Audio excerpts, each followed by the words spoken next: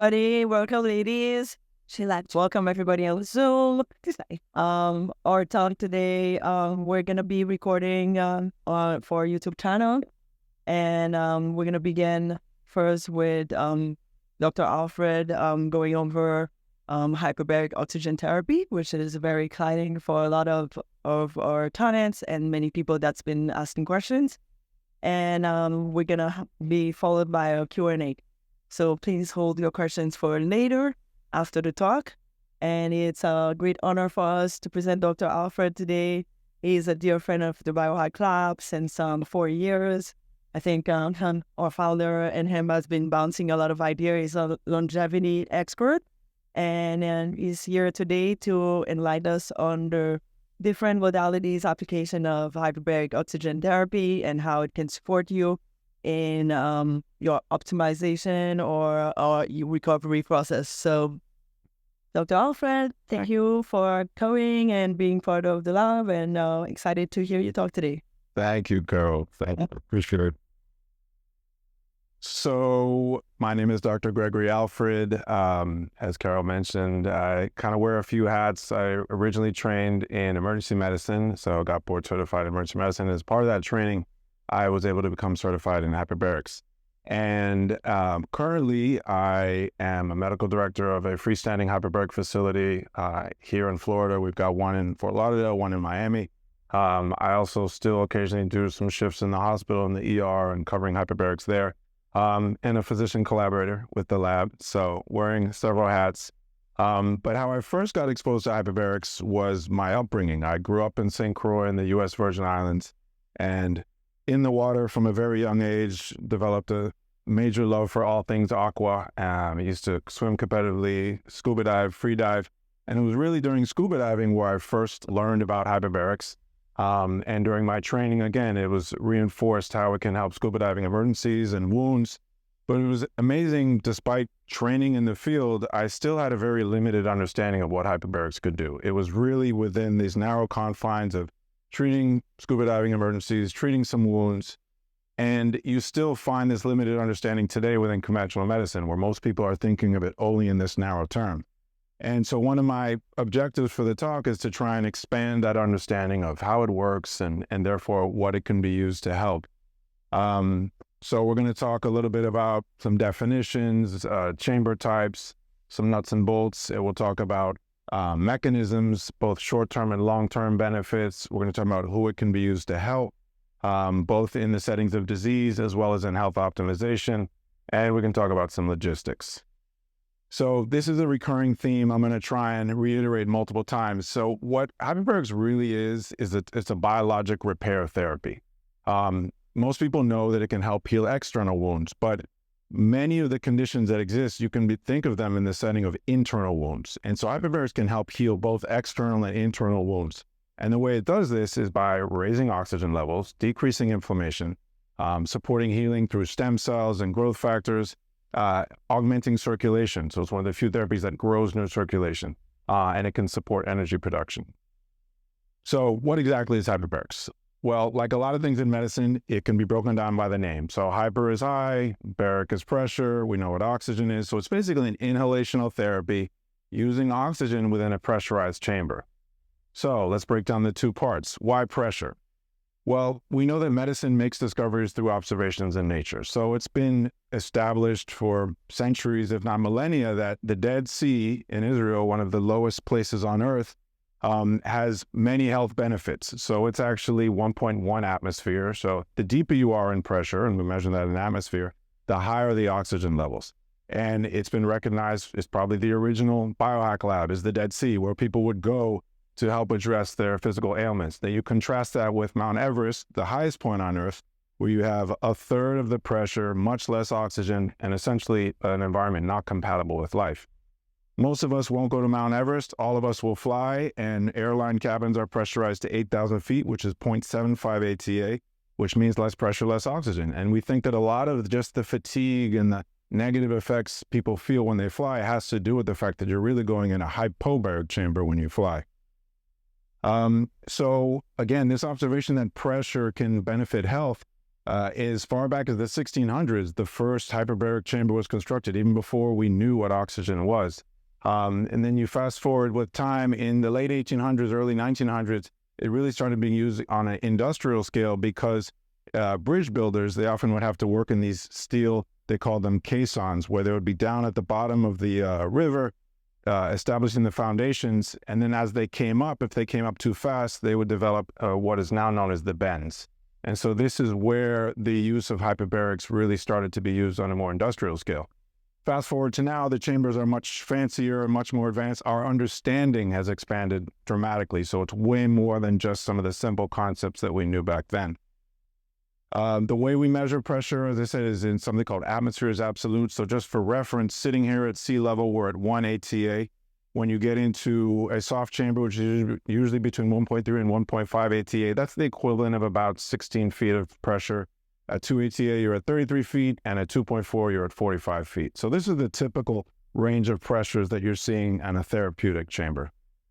Oxygen, don't have to go into too much detail as to why it's important, basically the most important element for life. Without it, we can't live. So a really more nuanced and updated definition of hyperbarics is what it really is. It's a pressure and oxygen dependent gene therapy. So the way it exerts its wound healing effects is through the turning up and turning down of various genes, epigenetics. So the predominant gene actions are that the healing genes get turned up, the pro-inflammatory genes get turned down, and the apoptotic genes, or genes responsible for cell death, they get turned down.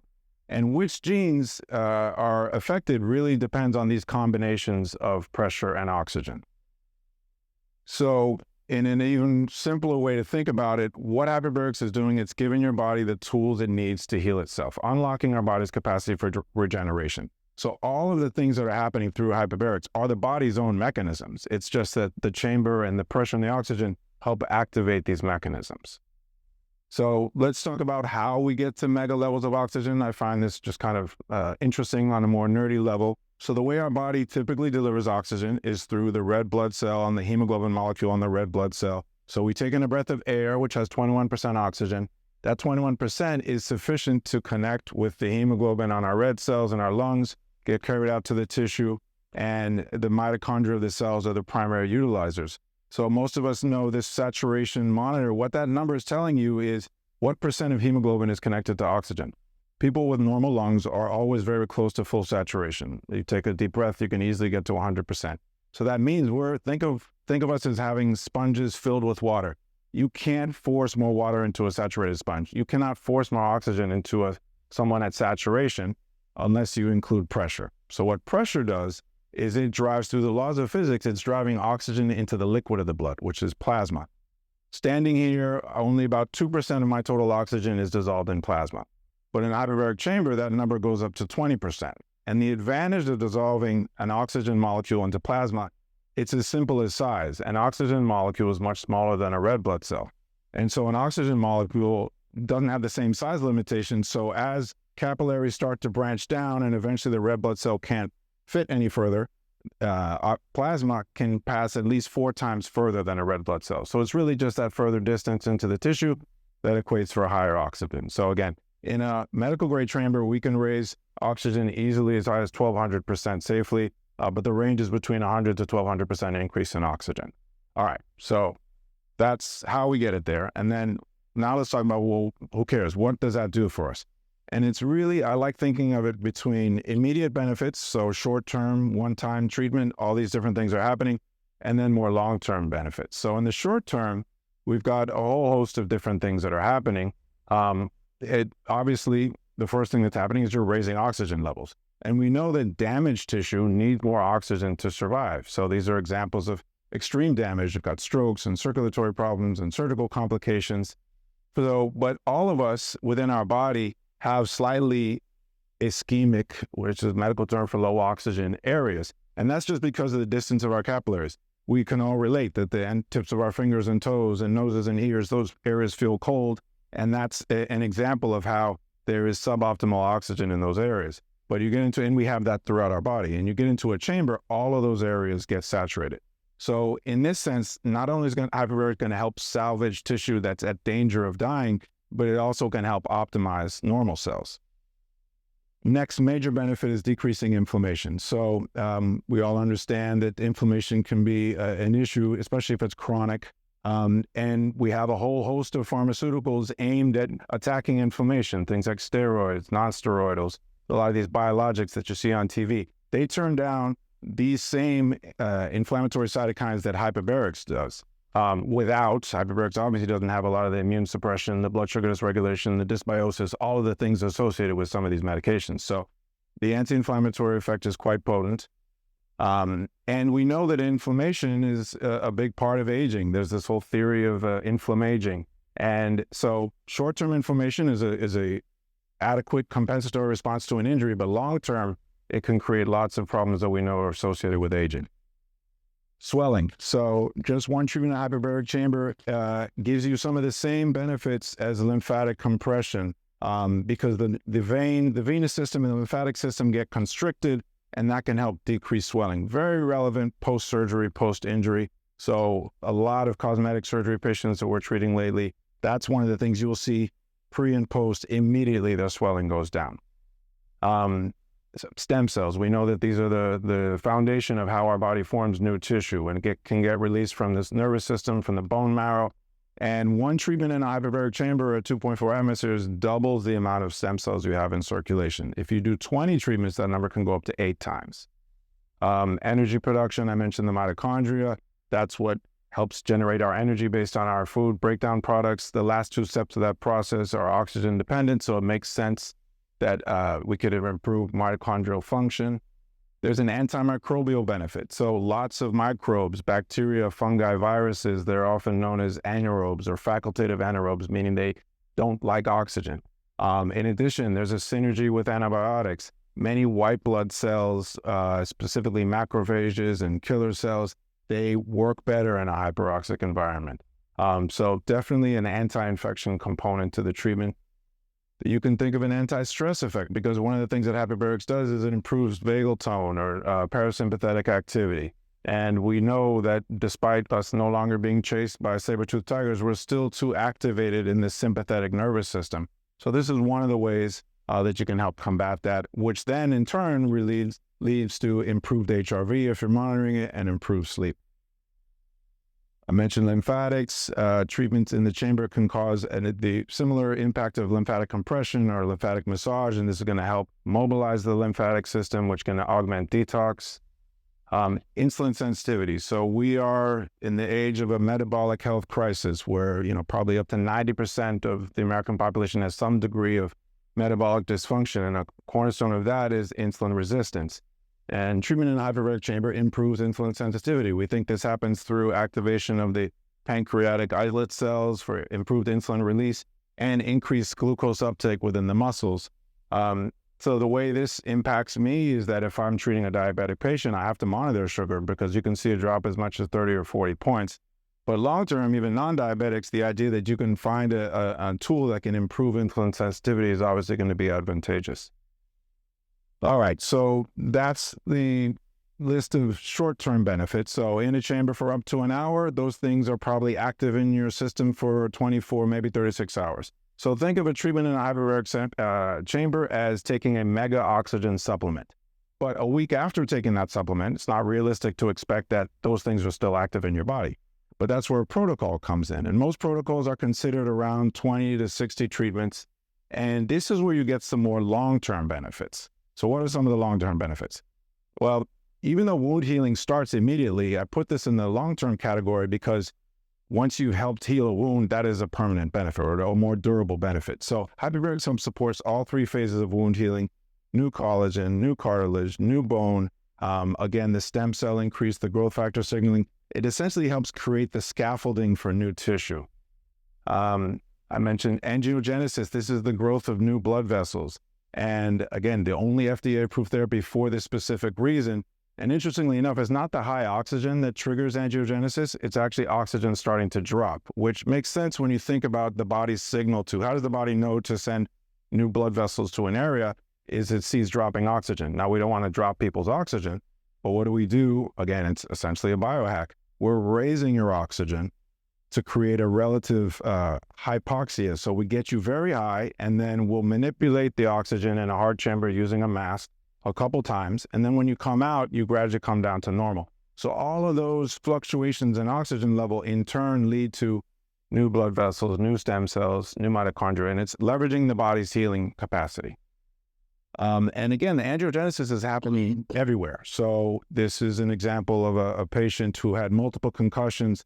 And just for reference, it's a SPECT scan. A healthy brain should be at least yellow or red, whereas a suboptimal circulation brain is going to be green, blue, or black. And this is before any hyperbarics in a patient who had multiple concussions. You can see the brain is primarily green. About 20 sessions in, you start to see more yellow, and this is 40 sessions in where there's significantly more yellow. And what I like about this slide is it shows that this is incremental. This isn't happening, with one or two sessions. This is a slow, gradual process, but we know that it's making a difference. And we can see this in the non-injured brain. So this is a study that looked at cognitive enhancement in older adults using hyperbarics, and they saw the same thing, improvement in circulation in the brain after a protocol of hyperbarics. We'll see this in other parts of the body: erectile function, genital function, cardiovascular system. This study looked at healthy patients with no real cardiovascular issues, and it showed that hyperbarics helped to improve cardiovascular function and circulation. I mentioned mitochondria. So not only can hyperbarics provide more of a substrate for mitochondria in the form of oxygen, repetitive hyperbarics actually stimulate something called mitochondrial biogenesis. What else does this? Exercise, cold exposure.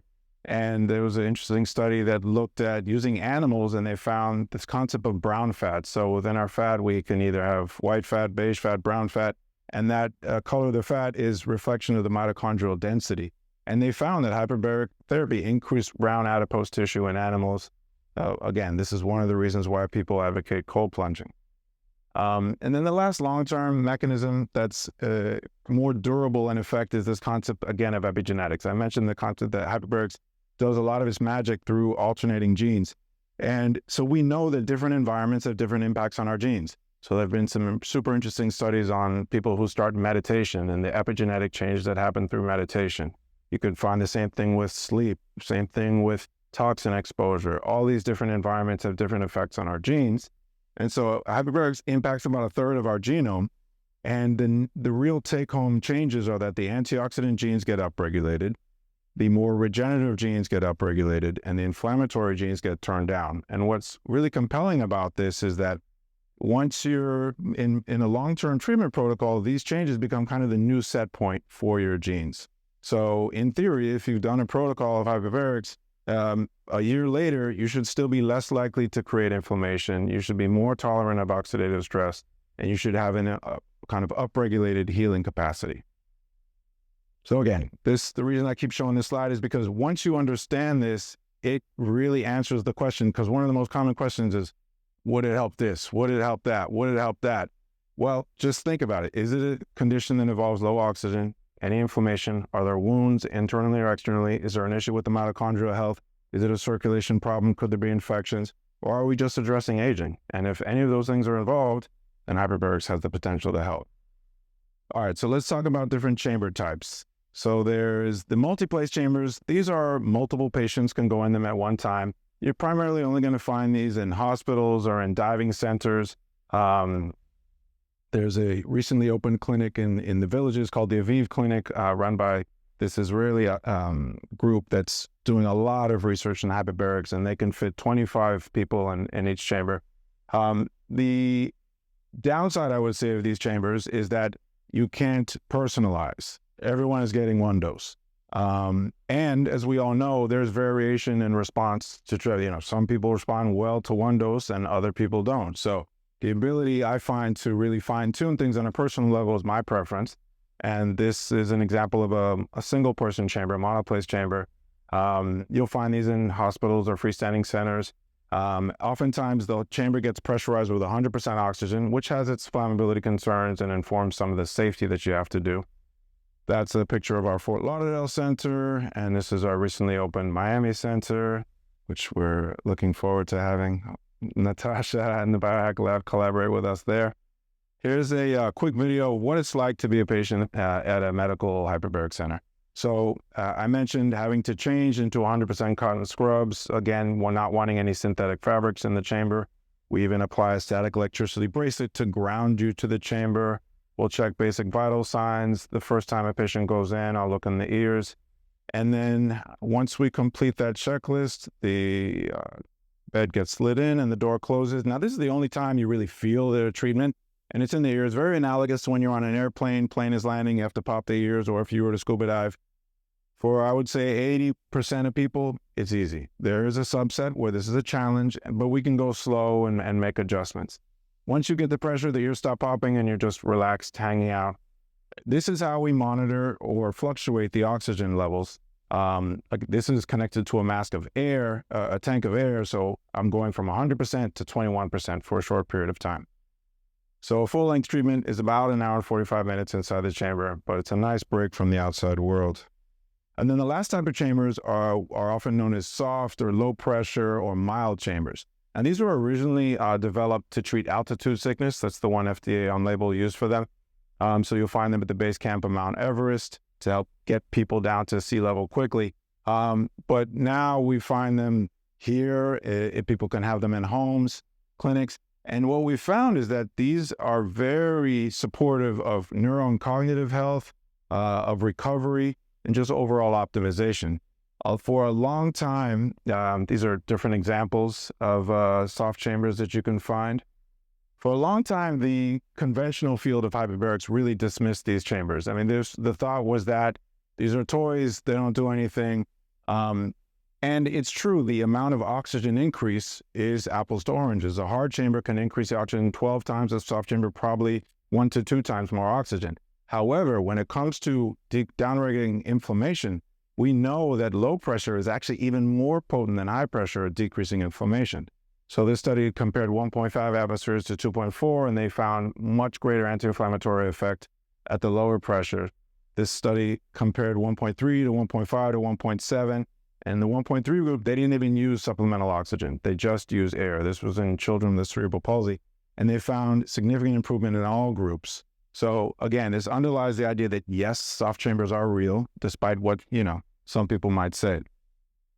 What I'm excited about is the advent of these hard-sided low-pressure chambers. So as technology advances and more companies are making chambers, you're finding hard-sided chambers that don't need the same medical infrastructure that the chambers at my center use. And these have a range. Oftentimes you can go from 1 atmosphere to 2 atmosphere in these. So you can really approximate some of the studies that have been done using the slightly deeper pressures. A plug for a colleague of mine, Dr. Scott Scher. He has a website called One Base Health. And it's a great reference for all things hyperbarics. Any educational issues, even helping people find different chambers, amazing resource.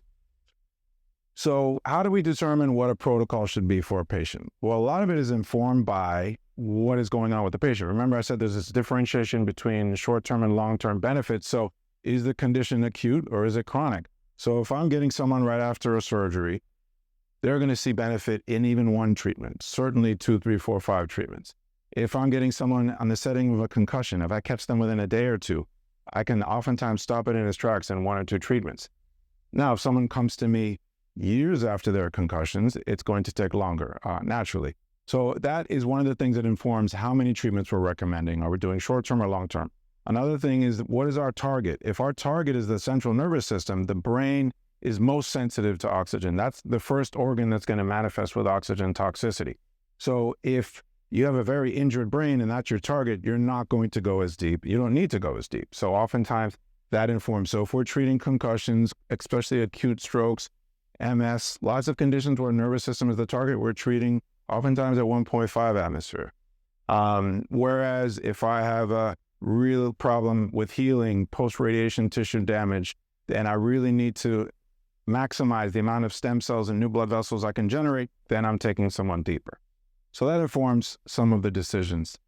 As far as the FDA list as to what's on label and what's off label, it's pretty limited list, to be honest. So this category are conditions where you're in the hospital. So you've got things like scuba diving accidents and carbon monoxide poisoning and crush injuries, flesh-eating bacteria, acute burns, strokes of the eye. So I don't see these patients unless I'm in the hospital. At my center, we can see the right-hand column So you've got certain types of hearing loss, compromised skin grafts and flaps from surgery, people who've had radiation tissue damage, certain types of diabetic ulcers, and chronic bone infections.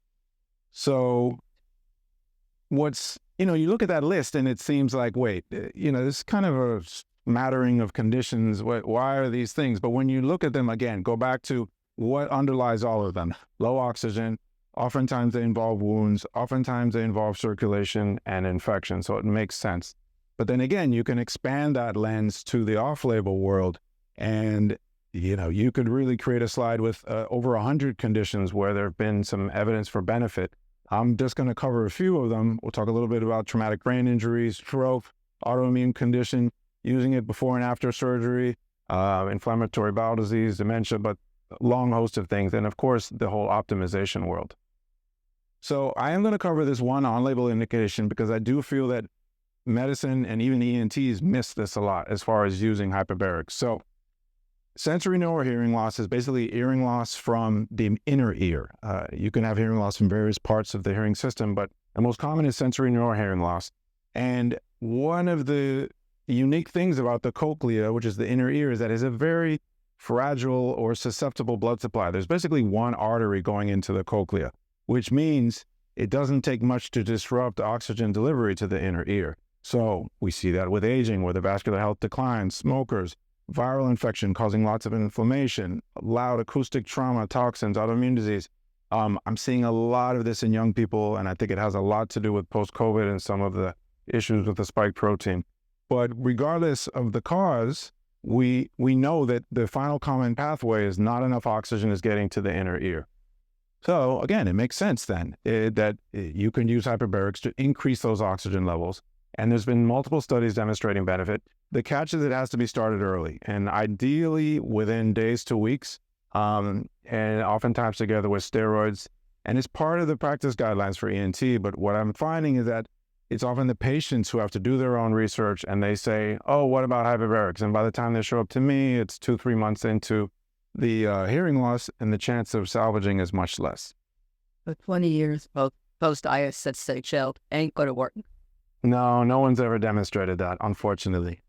And yeah, it's super common. And it makes sense if, when nerve cells have been damaged, there's kind of a window of time where you could potentially bring them back from dysfunction. But at some point, it becomes too late. So it is important to act early. All right, we'll talk about some off-label indications. So this one is the biggest, lowest hanging fruit, no-brainer. If anyone has surgery, if you have to have a procedure, this just makes sense. Now, why would it make sense? We do packages where we recommend 1 to 2 treatments before surgery, and then anywhere for 2 to 20 treatments post-surgery, and it makes perfect sense. If you're increasing stem cells, improving tissue blood flow, you're basically, if you do it before, you're priming the body for healing. And then, of course, post-op, you get all the continued benefits. So, and this is one of the things where even in people who are not optimized and they're overall not that healthy, I still see the difference. And this has been backed up with studies. This was a particular patient, not to gross people out, but this was a tummy tuck, and she had a flap at her umbilicus, and it became necrosed and died. And so we started with hyperbaric, started to get better. And then what I love about this case is she was very open, and we added in peptides. And within 5 weeks, which seems like a long time, but normally I've seen these wounds take much longer to heal. So it made a major difference. I mentioned concussions. So when you understand what's happening in a concussion, it makes sense why hyperbarics could help. Basically, you get a sudden deceleration of the brain, and you get shearing of axons, and you get damage to the blood vessels leading to low oxygen, swelling, inflammation, and impaired healing. So again, hyperbarics is going to reverse low oxygen, reverse swelling, decrease inflammation. It's going to induce growth of new blood vessels. It's going to improve neuroplasticity so your brain can work around injured areas. And, the thing that kills me about current concussion management, there's no treatment for it. I mean, when I trained, the teaching was always, what I would tell patients is, okay, go sit in a dark room for 2 weeks. 80% of people will get better. The 20% that don't, you're kind of SOL and you're stuck with your symptoms. But we do have these therapies that can make a difference, and there is good evidence for them as well. Even long-term. So we'll see again, it was thought that after a couple of weeks, what you're left with a concussion is what you have. But we have multiple studies to show that that's not the case. Stroke. So we know stroke is a major cause of death and morbidity. And interestingly enough, about 30% of people who have a stroke are going to be permanently disabled. So that implies that there's about 2/3 of people that do get recovered from a stroke. And why does that happen? So you recover from a stroke because, again, the neurons haven't died. They were just dysfunctional. And these dysfunctional or stunned neurons, they can persist for a period of time. And we can demonstrate this using certain type of imaging. And what hyperbarics does is it helps those stunned dysfunctional neurons come back online. And mechanisms we've talked about: improving blood flow, decreasing inflammation, reducing cell death, improving neuroplasticity. And again, this has been demonstrated. My experience has been certain components of stroke recovery happen faster than others. So the dense paralysis that you can sometimes see is probably the last thing to come back. And it makes sense because the motor neurons, once they become damaged, it's very hard to recover them. But things like fine motor coordination, pain associated with stroke, muscle tone, and the ability for a patient to really push themselves in rehab makes all the difference. Yeah, that's the next slide. So late stroke patients. So this one looked at anywhere from 6 months to 2 years after a stroke and still showing significant recovery. So we know that there is this opportunity for neuroplasticity that can occur after a brain injury. Dementia. So it makes sense because a big part, multiple types of dementia. There's Alzheimer's, there's vascular, there's frontotemporal, Lewy body. Well, we know all of them on a mechanistic level involve not enough oxygen being delivered to the brain on some level, in addition to other things. And this study looked at both human and animal models of specific to Alzheimer's, and they found that there was increase in blood flow to the brain, which translated into improvement in cognitive performances. What about autoimmune disease? Again, inflammation, right? Dysregulated autoimmune system. It makes perfect sense that this could help. And when you look at current therapies, whether they be steroids or these immune modulating medications, hyperbarics has similar mechanisms, but instead of suppressing the immune system, dysregulating the body, we're actually supporting regeneration. And so we see lots of different autoimmune conditions, especially inflammatory bowel disease. So ulcerative colitis, Crohn's. I've treated multiple patients with good outcomes. And interestingly enough, one of the ways we think it can help in these conditions is changing the dysbiosis, so the wrong organisms living in the gut, these more pathologic organisms that tend to be anaerobic bacteria. So I don't know how many of you know about SIBO, which is the acronym for small intestinal bacterial overgrowth. So, it's interesting. Irritable bowel syndrome is like this classic conventional medicine. When you don't know what to call something, or you don't know what the cause is, you just put a label on it, and that's what it is, but you don't really understand the pathology. So most of this bloating, pain, alternating between diarrhea, constipation, a lot of that is probably small intestinal bacterial overgrowth. So normally the small intestine should be sterile. There really shouldn't be any bacteria there. But if your GI tract doesn't move well, if you're on the wrong medications for too long, like all of these acid-lowering medications that were never designed for people to be on for longer than 6 weeks, can cause this altered environment in the small intestine where the bacteria from the colon makes its way up, and now it's inhabited that. And again, all of these bacteria tend to be anaerobic, and they cause direct injury to the lining of the small intestine. And I've definitely seen good success using hyperbarics for SIBO. Cancer. So one of the, I have to say up front, obviously this doesn't cure cancer, right? No one's going to say that. If that were the case, you would have heard of hyperbarics in cancer a long time ago. But it can be an effective tool to help synergize with other tools that you're using. So over 100 years ago, there's this identified Warburg effect, where Otto Warburg identified that one of the things that make cancer cells unique is that they have a preference for anaerobic glycolysis, meaning they only want to burn sugar in a no oxygen environment. So that gave rise to this concept of using metabolic therapies to help treat cancer. And so if we maintain low blood sugar and avoid sugar spikes, and if we raise oxygen, it makes sense how we could create an environment that's less hospitable for cancer. It can also synergize very well with conventional therapies. So chemotherapy, it can make, again, this oxidative stress on the cancerous cells makes them more susceptible to some killing, whether it be through chemo, radiation, surgery, or even more integrative therapies like high-dose vitamin C, ozone, that kind of thing. But the on-label indication too would again be people who've been treated with radiation, and we can often get that approved. Now, one of the things, and you asked me this earlier, that conventional oncologists, and it actually had basis. There was a rationale to this fear that if hyperbarics is promoting all this growth, we're growing new blood vessels, stimulating results of growth factors, aren't we going to fuel cancer? And as of about 2012, it's been pretty well established through a series of studies that hyperbarics has never been demonstrated to fuel cancer growth in any way. And part of why is that the cancer cell behaves differently or in response to hyperbaric oxygen than the non-cancer cell. So you don't grow new blood vessels within a tumor. You don't speed growth within a tumor. But I still, to this day, get lots of patients come to me who have had either a history of cancer or have active cancer. They ask their oncologist. The oncologist tells them, absolutely not. This is going to grow cancer. I always give them this paper to share with their oncologist. All right, enough about disease. Let's talk about health.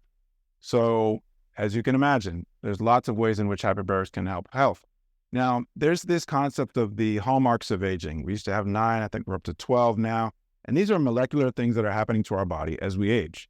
So our telomeres get shorter, our DNA gets less stable, the epigenetic shifts become less favorable, white blood cells don't work as well, mitochondria doesn't work as well, the wrong bacteria in our gut, more inflammation, less stem cells, the rise of senescent cells, which are known as these zombie cells that no longer follow the rules, don't die, but create lots of inflammation. So if you break down these 12 things, hyperbarics directly impacts about 9 of them. And so it makes sense then, if you can really change some of these factors that have a lot to do with aging, that you can use it for longevity. This study got a lot of traction. It came out in 2020, came out of Israel again, and they basically looked at hyperbarics for aging. And what they found, what they used was telomere length, and they used senescent cell population. So those were their metrics. And so they took a bunch of patients who were 64 years and older, and they measured their telomeres and the amount of senescent cells they had, and then they generated a biologic age algorithm for them, and then they treated them 60 sessions, and they found that everybody's telomeres got longer and their senescent populations got smaller. And based in their biologic age algorithm, this equated to a biggest drop in years of 20 years, the smallest of 2, the median was 5. And what I find interesting about the study is that the peak was at 30. So, the people behind this study keep putting out this idea of a protocol of 60, but they reach peak at 30. So oftentimes I'm telling patients, no, you don't have to do that many. But that's one of the evidence we have for longevity. Cognitive enhancement. So this study looked at healthy adults, not with dementia, not with any diagnosed cognitive problems. And they found that you get better blood flow on MRI and you get better cognitive function based on a cognitive assessment tool that they used. And the specific areas that changed the most were attention, focus, processing speed, executive function. What lagged a little bit was memory, but they still did see improvements in memory. But these are all areas that we know decline with age. No, this was, again, so what's interesting, I mentioned the challenge with multi-place chambers is that everyone gets one pretty much protocol. And Israel, while they've been great at pumping out a lot of data, they use the same protocol for every single thing. So I think there's a lot more to be learned as to, I don't think everyone needs 60. I don't think everyone needs 2.0. But, but it points us in the right direction. In most of these studies, it's consecutively 5 days a week. So that is one of the big hurdles that everyone, I get that response, like, really? I have to come 5 days a week? But it's for a limited period of time. And again, there is, depending on what we're trying to achieve, there's different protocols. Another study that looked at just physical performance as opposed to cognitive performance. And they were looking at one of their endpoints was VO2 max, which assesses cardiovascular capacity. And they found improvements. So most of the studies had a follow-up period of 2 years. So at 2 years, they still saw improvement. And how much treatment do you need to achieve? So that study that looked at VO2 max did 60 sessions. There are other studies that have done as little as 10 sessions showing an improvement. As far as the exact number improvement, I have to look at the study to tell you. But again, it's the kind of thing where if you can improve VO2 max, it makes sense why athletes would use hyperbarics, and there's lots of professional athletes who do use it. Djokovic and LeBron being among the more prominent ones. And why would an athlete use it? Okay, if you can improve VO2 max, of course, that's going to help them. And they can actually go harder in workouts. So if you can recover from a much more strenuous workout faster, you're going to have more gains. You can recover from injury faster. You can recover from surgery faster. So it doesn't take a rocket scientist to understand why a professional athlete would use this. Pressure gain for that and duration. So most of the athletes are using low pressure chambers. So between 1.3 and 1.5 and anywhere from 45 to 90 minutes in the chamber. And it's interesting, athletes operate on such a different scale than us in that they actually rely on inflammation, right? Because that's how they can get to some of these ultra performance levels. So they are used to this really high level of inflammation. So when we're working with a high level athlete, we have to keep that in mind that as we approach a performance time, whether it's an event, a game, a meet, where we're backing down on pressures because we don't want to completely wash out their cytokines. So there are some nuances, and that's why it's important always to consult with somebody who understands hyperbarics. But as far as biohacking, we're at a mecca of biohacking. And so when you look at a lot of the different tools that are here, it's pretty obvious to see how they synergize with hyperbarics. So things that support the mitochondria, so red light, photobiomodulation, things like intravenous NAD, methylene blue, all of those things are going to be supporting the mitochondria. We know hyperbarics supports the mitochondria. You combine the two of them, you get synergy. Detox, so things like sauna and PEMF, lymphatic compression, vagus nerve stimulation. All of these things have overlap with the benefits of hyperbarics. And there's one of the things that we've collaborated on is helping to establish some different stacks. So that's one of the amazing things about coming here is that they can help target based on what you need, and you can use these different modalities accordingly. So if there's daily recovery, you can use different things while in the chamber. There's things you can do before a chamber, like NAD and red light before, cold therapy after, PEMF after. Within the chamber, there's things like brain tap, different neurofeedback devices, vagal nerve stimulation. So the ability to synergize, I find to be really powerful. And that's where you take the soft chamber, which again, a lot of people have said, oh, but this is not as powerful. But then when you synergize, it definitely becomes very powerful.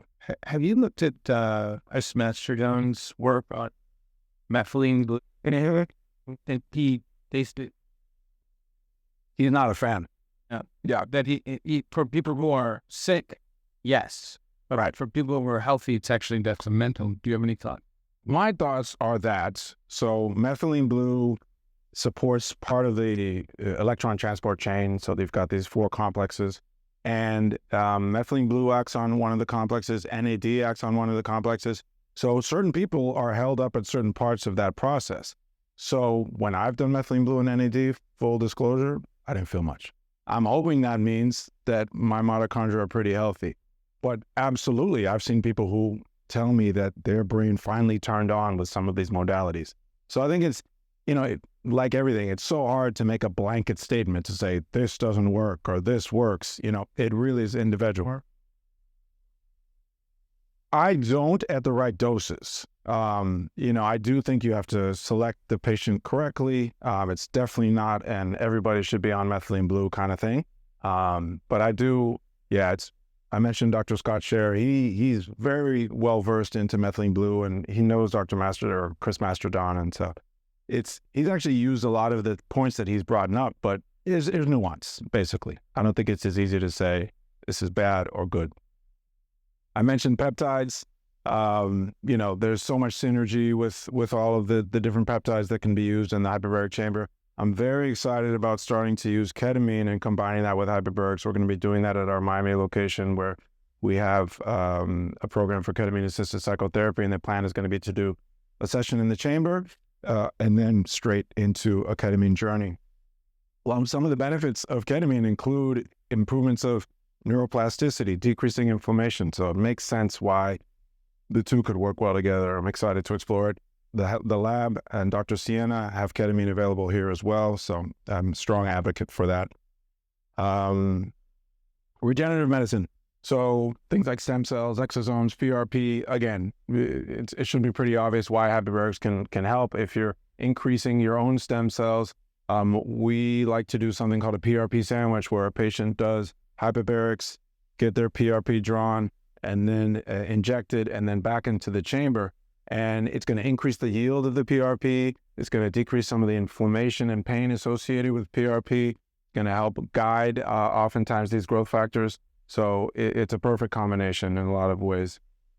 All right. So, one of the things that anyone who understands oxidative stress, one of the first very common question that arises is, but wait, too much oxygen and oxidative stress, isn't oxidation this corrosion, this rust of my body? If you're increasing oxidative stress, you're going to make my health worse.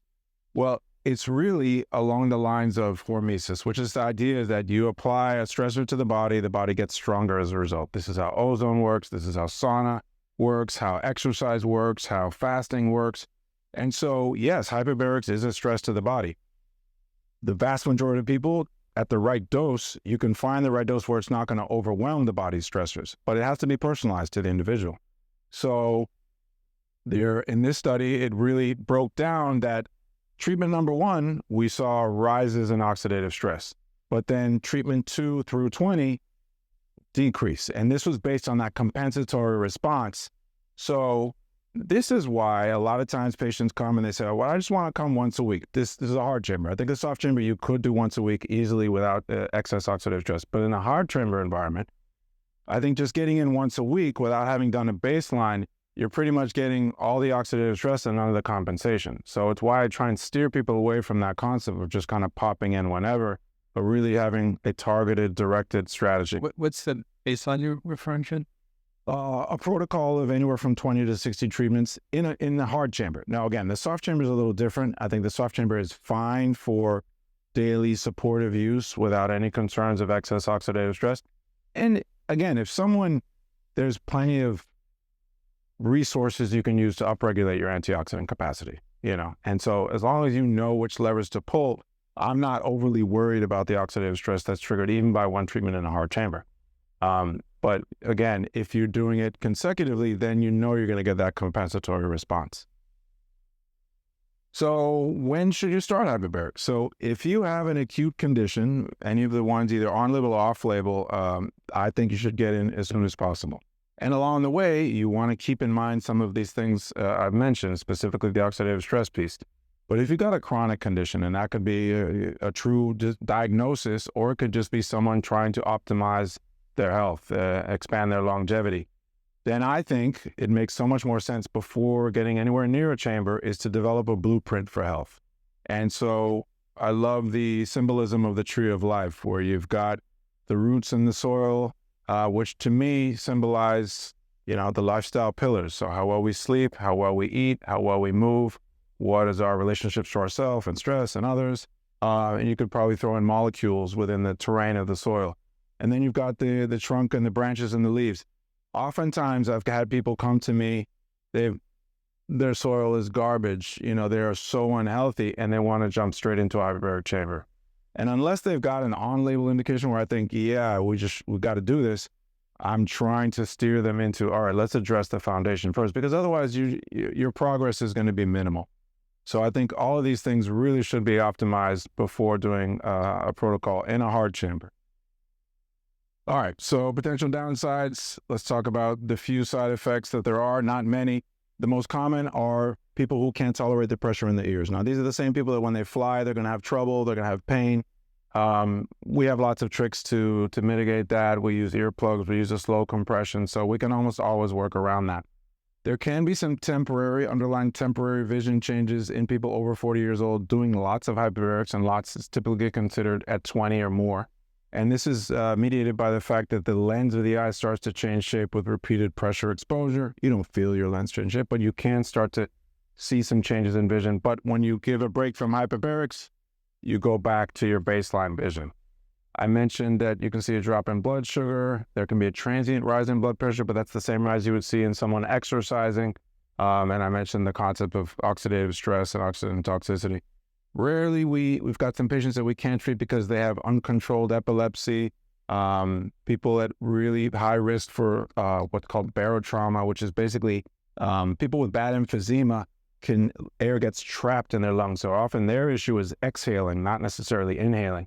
And so they're at risk for air trapping and subsequent lung collapse. So anybody who's been a smoker, I always want to review a chest x-ray before they go in, or at least see the report and that kind of thing. But it's a pretty small list of things that you have to be worried about. Pregnancy is always on the list of contraindications because there's never really been any safety data. So in this country, we don't treat pregnant women. However, other countries have done it. And, if there's an emergency like a carbon monoxide case, you absolutely should treat someone who's pregnant. So there's no real data to think that it's unsafe. So back to this again, hopefully by now it's clear that, all the different things that hyperbarics can do. And these are the ways it does it. And again, if in thinking, could this be a therapy that could help you, help someone you love, just keep on thinking back to these core things, and that oftentimes will answer the question, could it make a difference? And that's all I got.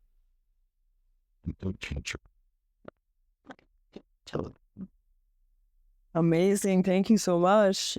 Who's tried hyperbaric here?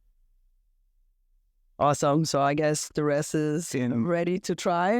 Chamber here. Heart chamber. Nice. Yes. The middle one. Okay. Yeah. Okay. I have a problem with my ear. Yep. It was hurting me for like 24 hours afterwards. Yeah, that's one of the things that as long as you communicate well with the technician is trained enough to know what to ask for, we're almost always able to avoid issues. It was equalizing the whole, The whole way. time when I went in for 10 minutes. So if it was delayed onset, what that is from is fluid that gets drawn into the middle ear.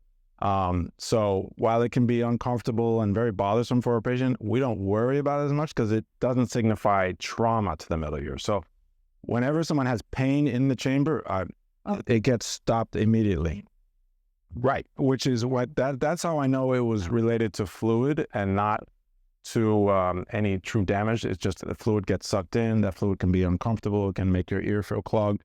Yeah. So yeah, that's by far the most common side effect we see. Okay. So I have two questions. No. Sure.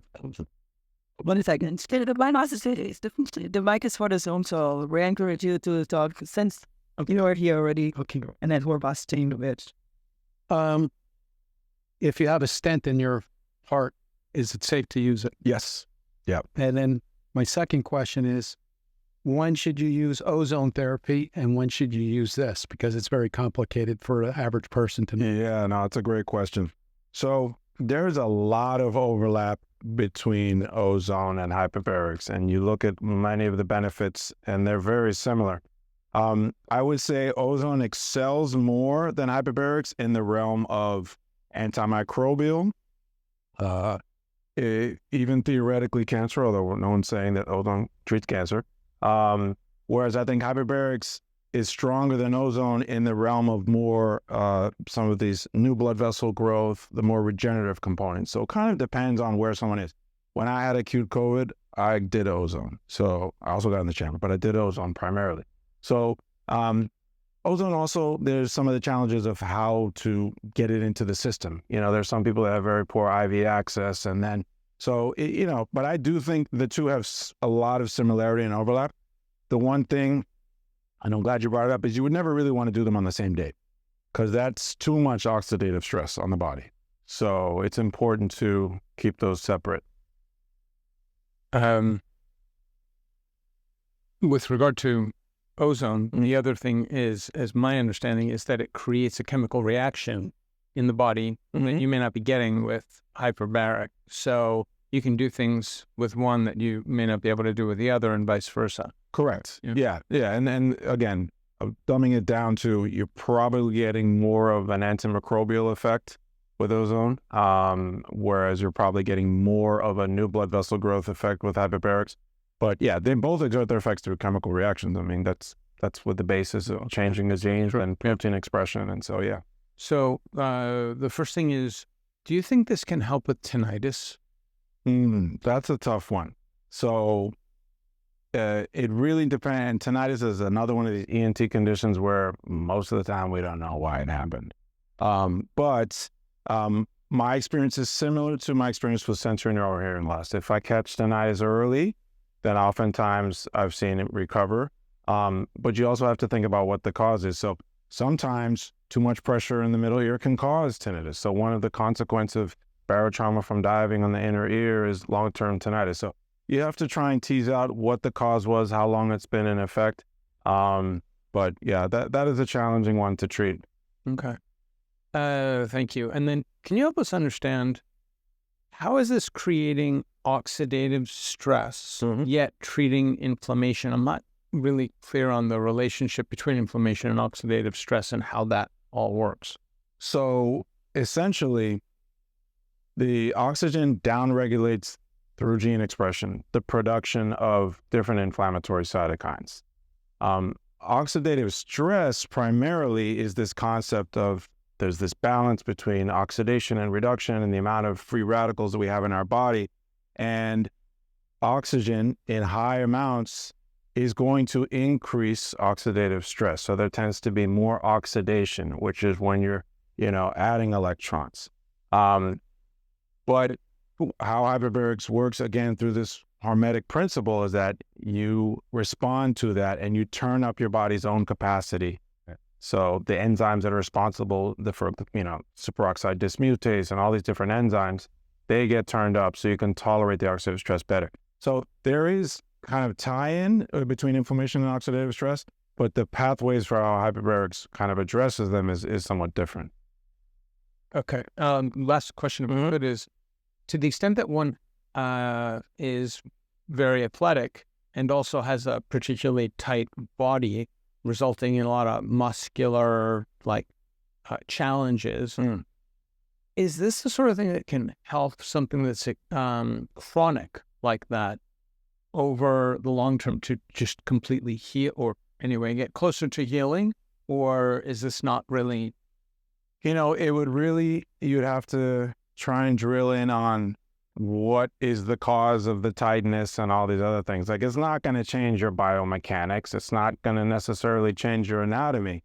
But if there's a major issue associated with inflammation, absolutely it can help.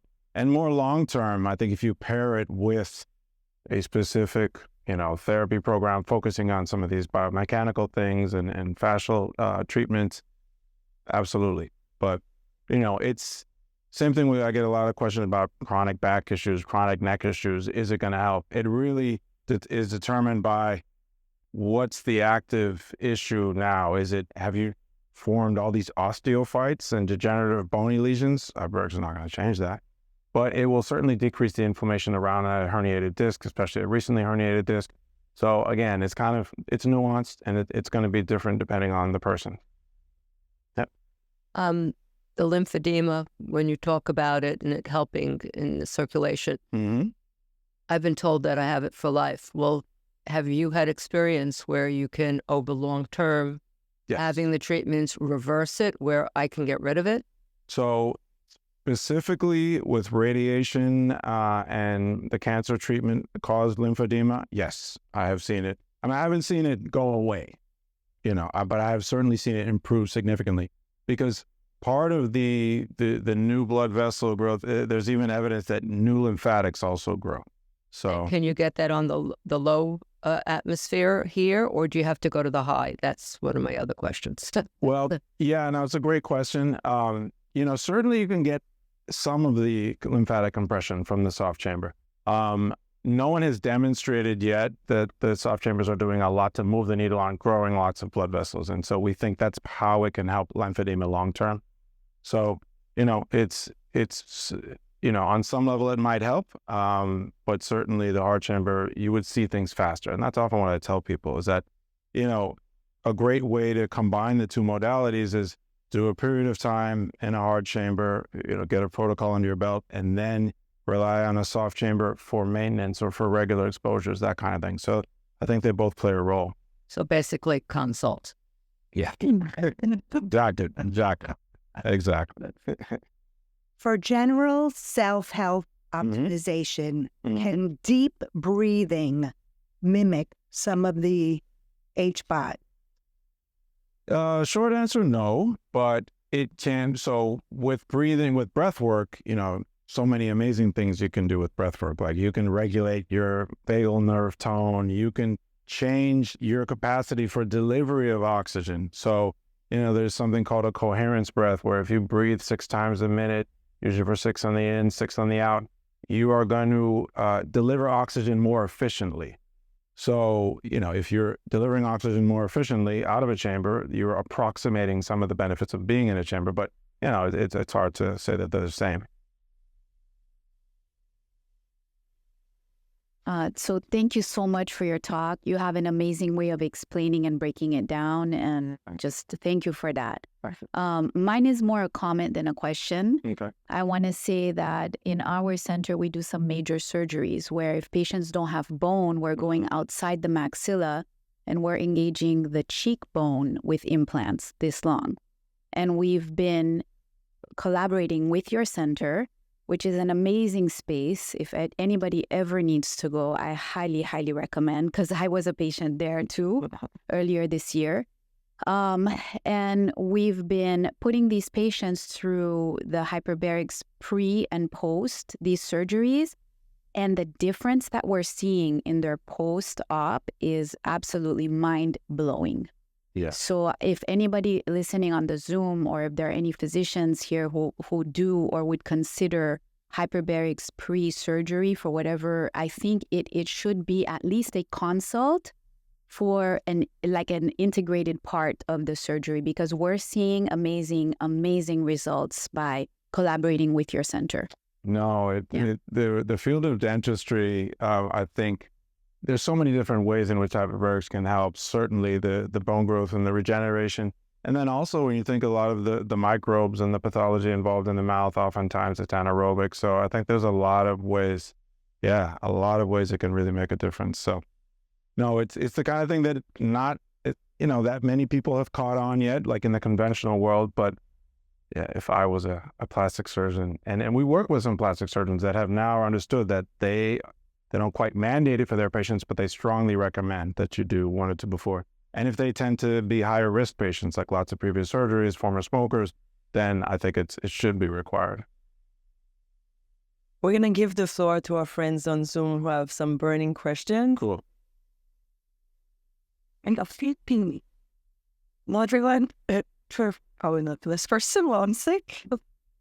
So the first question is that you mentioned a protocol for hard chamber for long-term benefits of 30 to 60 sessions. Would it be the same amount for a soft chamber? And does that mean it has to be 30 to 60 consecutive days, Monday through Sunday? Great question, common question. So yes, in the hard chamber, most longevity protocols, I even take it down to 20, because I don't know if you remember one of the studies that showed a lot of these anti-aging benefits, they started well before 10 and oftentimes peaked at 30. And then these were people who they didn't touch anything with lifestyle or anything else. So someone who is an avid optimizer, I think it's logical that you could take that number down. It hasn't been shown yet, but I think just using logic, it would make a difference. So I've been trying to convince people to commit to 20, so ideally 20, and that will be done 5 days a week for 4 weeks. As far as you need to keep it out after this. Yeah, that's it's an unanswered question as far as what is the maintenance. Me not knowing what I know about the field, I think an optimal would be something like, between 20 and 40, probably maybe 30 as a baseline, and then some sort of maintenance. And I think it depends on how you can access it best. I personally would shoot for something like 10 a quarter, 20 a year kind of maintenance. But we don't know that, honestly. It's just speculation as to what might help. But there are, and I think soft chambers could definitely play a role for maintenance. As far as what would be a longevity protocol in a soft chamber, we don't know. That hasn't been truly elucidated yet. But in general, I tell patients that, if you're thinking that a hard chamber can raise things by a factor of 10 more than a soft, not that it's always as simple as more is better, because we do have oxidative stress, we do have some of these other things to consider, that I'm usually recommending to try and, double or triple what you would recommend in a hard. But, if someone is that committed to doing that many treatments in a soft chamber, it almost, behooves them to to look into a hard chamber to get that done, and then rely on the soft for the regular use. All right. And that kind of goes into the next question is, when would someone want to use the soft chamber versus the hard? Yeah. So, again, going back to the pressure differences. So at the lower pressures, we're primarily moving the needle on inflammation. At deeper pressures, we're moving the needle more on stem cell release, new blood vessels, those kind of things. So it really depends on what somebody needs. I mentioned concussions. I would have no problem putting someone in a soft chamber after concussion. I think because, again, the injured brain is already sensitive to too much oxygen. So I never, even in a hard chamber, treat people at 2 atmospheres in a fresh concussion. I usually start them out at 1.5. So there's lots of roles. If we're talking about just daily recovery, for sure, a soft chamber is fine. I've seen a lot of good outcomes with long COVID, actually. And it makes sense because a big part of long COVID, we think, is this, long chronic inflammation that's happening. So it really depends. But those are some of the basics. And the last question is, can someone with a pacemaker use an HBOT? Generally, yes, it depends. We always have to verify with the pacemaker manufacturer that particular device, because not every pacemaker is the same. Some are much older, some are much newer. So you have to make sure that it's been rated to tolerate the pressure. The same thing goes for any pumps in the body. So most pain pumps cannot go in because the pressure could deform the device. But breast implants and orthopedic hardware and all of that's fine. Okay. Thank you. All right, that'd be guys. Thank you, everybody, for coming. Thank you to our friends on Zoom. There's one last question. Is that okay? All right. So the question is, how does HBOT help patients with pulmonary fibrosis? It's not a lot of data on it, but there are some studies that have shown it can help. The challenge is that any chronic lung condition is a slightly higher risk at putting them in the chamber because of some of the things I mentioned. And so as a result, those conditions haven't been studied as much because most people stay away from them. However, there have been several more pioneers in the field who were much more aggressive, so to say, in treating almost all comers. And they reported almost more anecdotally that pulmonary fibrosis did improve. And so again, it's kind of the same process that if you can overcome scarring. So fibrosis from radiation, we know the way hyperbarics helps it is we're growing new blood vessels to reverse some of that scarring. And so the same concepts in theory should apply to the lung. It's just that you have to be a little bit more careful with the lung and really look at the imaging oftentimes deeper than just an x-ray. You need to look at a CAT scan and really make sure that you're not going to put anybody at risk. Yeah, of course. Let's do. Yeah, I really got anything. They was covering everything, and was ready to go into sleep inside the HBOT. I am. That's the question.